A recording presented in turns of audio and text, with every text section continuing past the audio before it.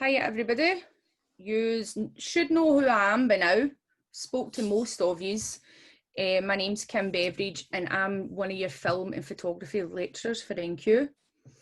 So the work that I do when I'm not in working in the college is I also work freelance as I've got a couple of different hats that I wear, but all within the creative industries. So the work that I do is I work as a digital artist, I work as a filmmaker, and I also work as a video designer for live performance.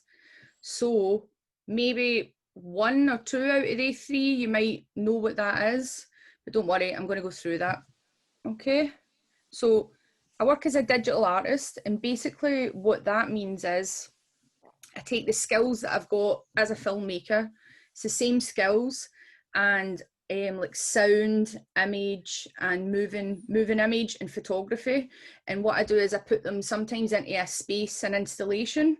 So for example, in this picture, this is when we took over a space in Orkney in Kirkwall, and we turned it into a kind of big digital installation with sculptures. So you can see we had a massive big back wall, and we took 3 projectors, blended them together, and we had this long, narrow, thin film that we did like interviews with local people and loads of different beautiful imagery. And in these 2 pillars at the side, there's speakers doing kind of soundscapes and storytelling that people had shared with us. They were generous to share with us. So it's the same skills that you would use in film and photography, but you're just placing them within a space to do an installation piece. So I also work as a filmmaker, and that's in the more traditional sense. So sometimes what I'll do is I'll do all the elements. I'll film, do sound, do lighting, to make more intimate pieces with people. Sometimes I work as part of a crew and I'll be a camera person on a film. And other times, actually more recently, I've been doing editing. But what I'm able to do as a filmmaker is all of the roles fairly well. But also what I like to do sometimes is just make a film on my own with people. So I can do all of that if I need to, sound, video, filter, sound, camera, light, and do the edit. And I also work as a video designer. So what that means is, similar to the digital artist and taking imagery and sound and putting it into a space, I use that in theatre and music and live performance. So a lot of you will have been to gigs where there's projection, or been to theatre pieces where there's projection. So I work on theatre pieces, and what I'll do is create the sound and the imagery that's going on along with that piece. So it's all the same skills, they're just being executed in different ways. So I'm going to talk about my career path. As you can see, I'm just going to show you photographs of buildings that I've studied in. So I'm actually from North Lanarkshire, I'm from Bellsill, that's where I grew up, but then I went to school in Newthill. I stay in New Stevenson now, but my school was Brannock High School. So if anybody went to that school, you can send me a wee message on the chat. So that was a fairly okay high school. And then I didn't have many academic qualifications, but I was good at art and all the technical drawing, anything that to do with drawing or design I was interested in, not so much in maths and English. So then I went on to what would have been called the Old Central College of Commerce. I say old, that's not its name, but because it's changed name now, I think it's amalgamated into City of Glasgow College, along with Old Building and Printing and the Nautical College. But that was what the building looked like when I went there, and I studied digital art and design. So that was a 2-year HND. And then from there, I decided that I wanted to keep studying, and I went up to art school in Dundee. So that art school is called Duncan O'Jordanson College Art and Design. And I studied a course called Time-Based Art. So you might be thinking, this sounds like another made up name. But what I'm not quite sure what time-based art is, because no one explained it to me. My definition is, if you, in photography and in film, you're working to a timeline. So the art form that I've always been interested in is video, film, sound. So these are always going on a duration, whether that's in a loop, a continual duration. And even when you're doing photography, there is time elements in that. If you're developing your own photographs, you need to develop them with the chemicals. Even in your camera, what is your exposure time? So that's my definition of time-based art, rather than fine art and painting, which I did get accepted to do when I was younger, and I chose not to when I was 21, I went up to Dundee to go to art school.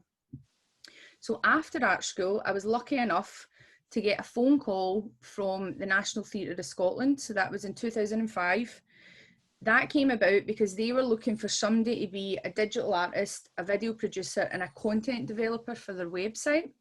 They had started headhunting people, and luckily one of my lecturers put my name forward for it.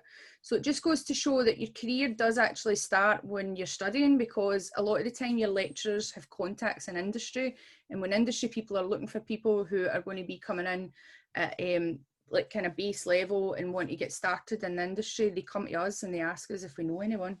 So it actually starts here, not when you leave and you've got your qualification. So my lecturer recommended me for this job, and I was working with them, the National Theatre of Scotland, freelance from 2005 right up until now. I still work with them. And this is a picture here with me in the corner I'm doing the pressing the buttons on the laptop for a presentation. This is Emma Shadd with glasses and the hands like this, and this is Seth. So Emma Shadd's the communications head of communications at National Theatre of Scotland. Seth is the video producer. And the reason I'm showing you this picture is because that was the day we came out to the college, Cumbernauld College, to speak to the students, to ask them and get involved in a large scale project that we were doing all over Lanarkshire, and we needed filmmakers to come out and help us document it. So the reason I'm showing you that is the progression from high school all the way to how I've ended up in the college. But that's the students that we worked with. So the project was called Shift, and that's some of the students out filming, and these are some of the guys for a couple of years ago that came out and worked with us. And some of them ended up getting paid work off the back of that, because they showed that their camera skills, they were good to work with, and they ended up getting jobs with the National Theatre, going out filming and doing stuff. So I've just mentioned that I've been working freelance. So that 15 years when I graduated in 2005 up to now, I've not just been working for the National Theatre of Scotland, I've been working for lots and lots and lots of different people. So you might have heard the term working freelance. It's probably popping up a wee bit more now, because you're hearing about freelance people really struggling during getting furloughed, like they're having to get a benefit because they don't have an employer to furlough them. Also, maybe you've heard the term because maybe some of your parents are freelance. I'm just going to explain a wee bit about it to you. So being freelance means that you work as a sole trader or you're self-employed. It means that you are your own boss. You kind of run your own business. The business is you. So you work for lots of different companies. You collaborate on different projects. It also means that you have to do your own tax, but it's actually not as bad as you think once you get into the rhythm of it. And what's good is, I like about it, but some people don't, is that you get to negotiate your own fee and your working hours. So if the jobs you're interested, but you're like, well, what's the money? You can kind of negotiate that. And negotiating your own hours is really good. I found that as a parent's good, because I'm like, well, due to childcare, I don't work a Wednesday. And then the people, if they really want you to come, then they make sure that you don't have to work a Wednesday. So there's pros and cons to aspects of that you might not like to do, but it actually suits me. So talking more about traditional filmmaking that I would do, that you would maybe recognise in some documentary stuff, what I'll do is these are just still images from some of the films I've made. So this one, can you see my mouse moving? No, it's all right, doesn't matter if you can. So see the one up in the top left hand corner with the cow, that was a music video for Rachel Samane's song called Lonely Taxi, that was part of a show that we were doing. This one with the 3 panels called Home is a film that I made during lockdown with a group of people that I work with in Scotland and Japan. The one down the bottom left with the girl with the unicorn hat on, that is a film that I edited for the National Theatre of Scotland and the BBC called Babe Rainbow, which I'll show you later on. And the one down the bottom left is a film that I made with a dancer called Vince. It's called Penumbrum, and it's a kind of abstract dance film where he's dancing with different elements. Now he's dancing with like a red piece of rope, and we made that in a couple of days at Tramway. So as you can see, loads of different films. There's not one kind of theme through it.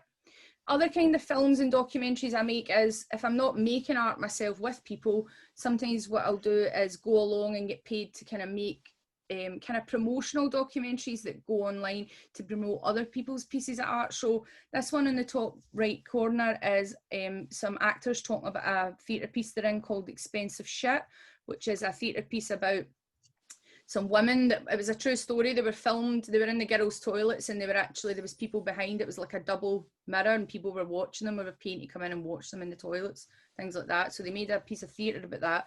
Down the bottom corner is when I got asked to make a documentary about an artist's installation that was called Celebration of Objects. So they took all these normal objects and changed them, and they paid me to come in and document the whole thing.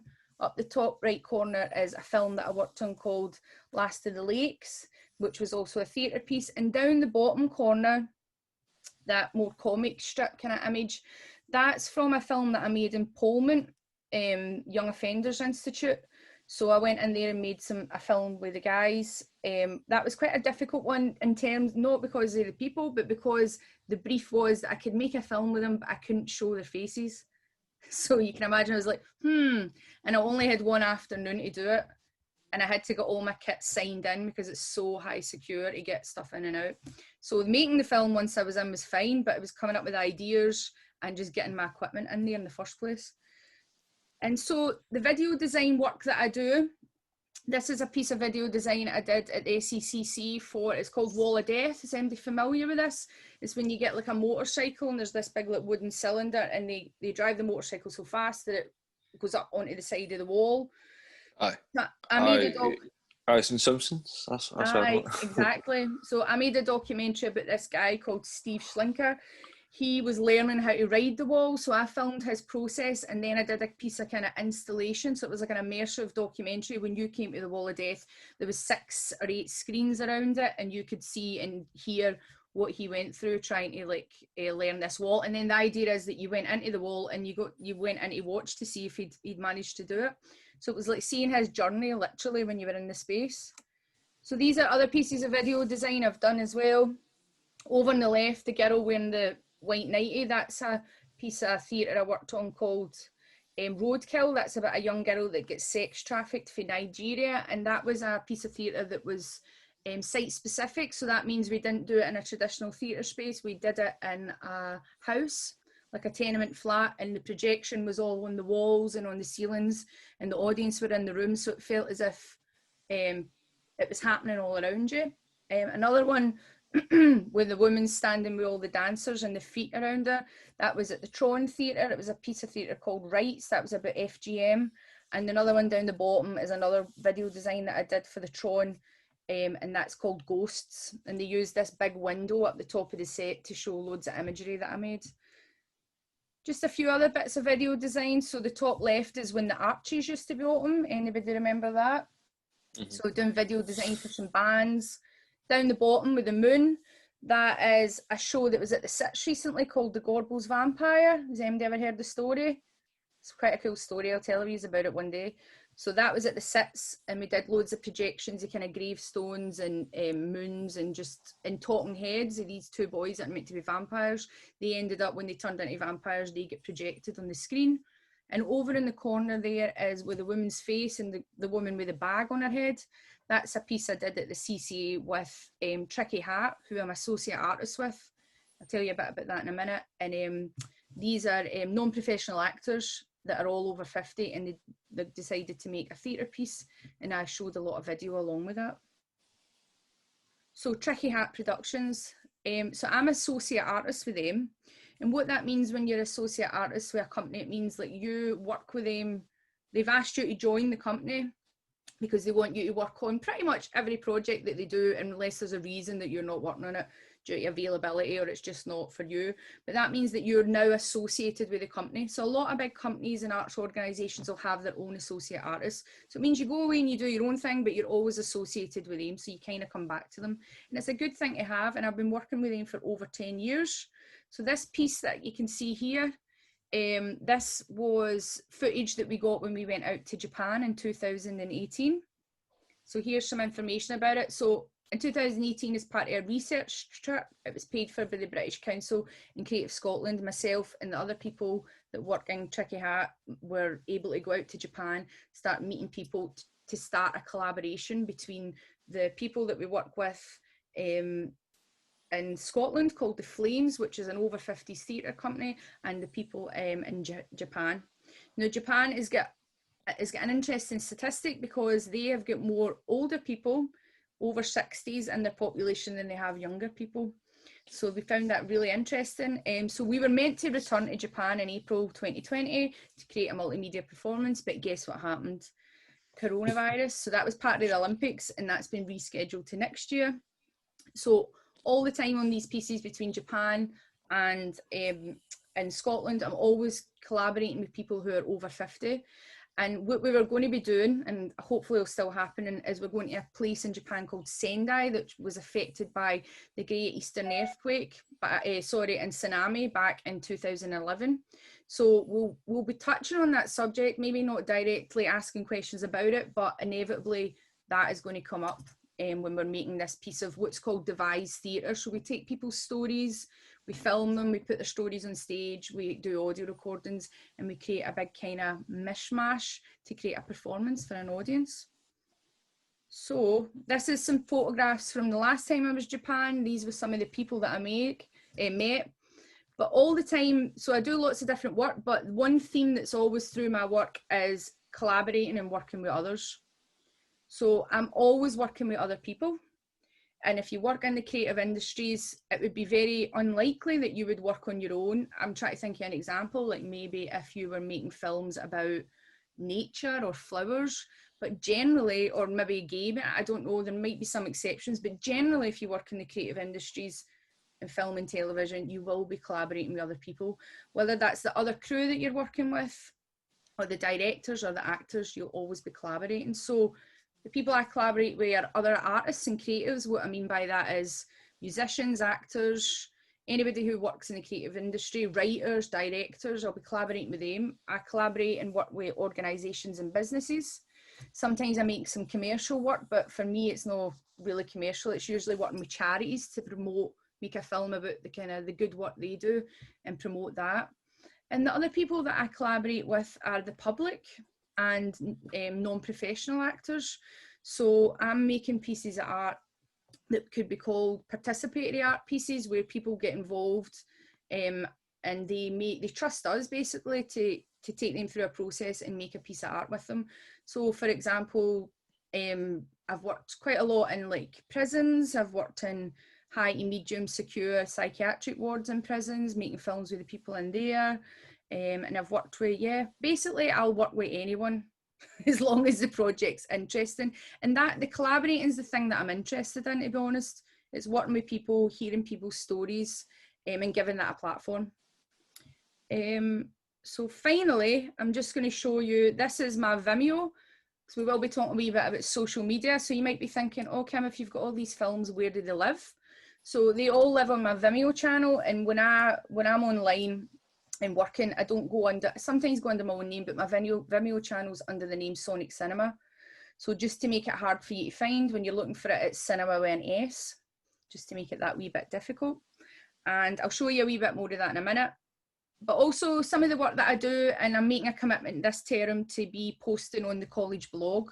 So some of the films that I'm going to be making, what I'll do, because we're not going to see each other so much in class, it'd be good to use the college blog as a bit of a community for you to see what I'm up to outside college.